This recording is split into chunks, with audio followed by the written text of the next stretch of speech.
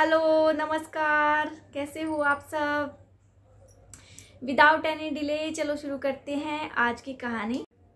एक बार एक नाविक 3 साल से एक ही शिप पर काम कर रहा था। वो अपनी जॉब को बखूबी बहुत अच्छे से कर रहा था, लेकिन एक रात उस नाविक ने जो है ड्रिंक कर ली। जो उस शिप का कैप्टन था उसे अपने जो भी वहाँ पे काम करने वाले एम्प्लॉई है, स्टाफ है, उन सब का फीडबैक फॉर्म रजिस्टर में भरना होता था। मतलब रजिस्टर में एक कॉलम था जिसमें उनका फीडबैक देना था। उस दिन कैप्टन ने उस नाविक की एंट्री इस तरह से की कि पूरी रात जो है नाविक नशे में धुत पड़ा रहा।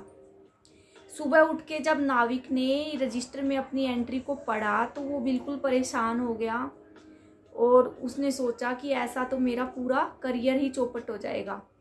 वो बेचारा कैप्टन के पास गया और रिक्वेस्ट की कि सर आप इस एंट्री को या तो मिटो दो, या तो आप चेंज कर दो, या इसको पूरा सच लिखो कि आज पहली बार 3 साल में नाविक जो है नशे में धुत पड़ा रहा।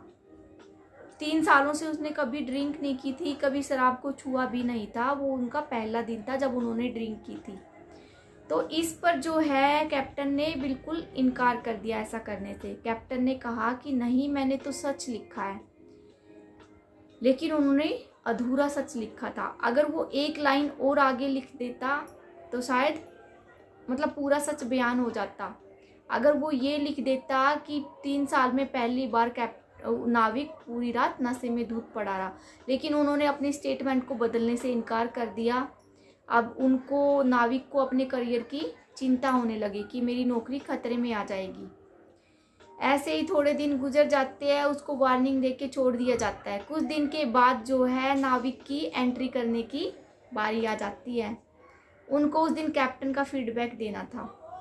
वो कैप्टन के बारे में लिखता है कि आज पूरी रात कैप्टन ने शराब को छुआ भी नहीं।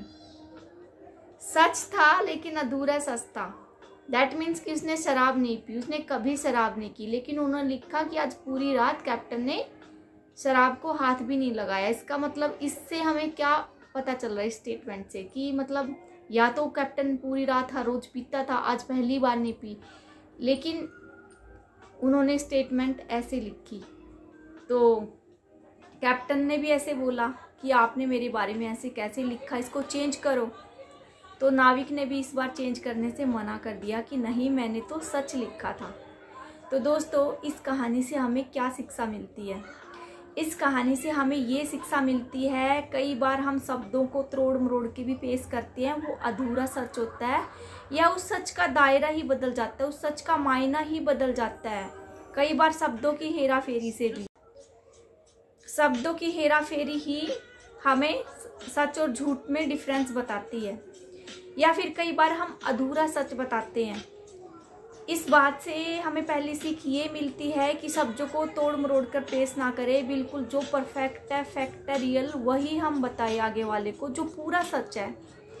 और दूसरा पहलू इस बात से, दूसरी शिक्षा हमें ये मिलती है कि हम बात के दूसरे पहलू को जानने की कोशिश करें। किसी की बात सुन के, किसी की बातों को सुन के, वाक्यों शब्दों को सुन के जो भी हम अपने मन में धारणा बना लेते हैं, कई बार वो अधूरा सच होता है। उसके बारे में जानने की कोशिश करें कि पूरा सच क्या था। तो मेरी आपसे यही गुजारिश है, हमेशा सच बोलें, सही शब्दों का सही मायनों में प्रयोग करें, किसी को भी शब्दों को हेर फेर बदल के ना बताएं। तो इसी के साथ मैं आपसे इजाज़त लेती हूँ। कल फिर मिलेंगे एक नई कहानी के साथ। तब तक के लिए नमस्कार।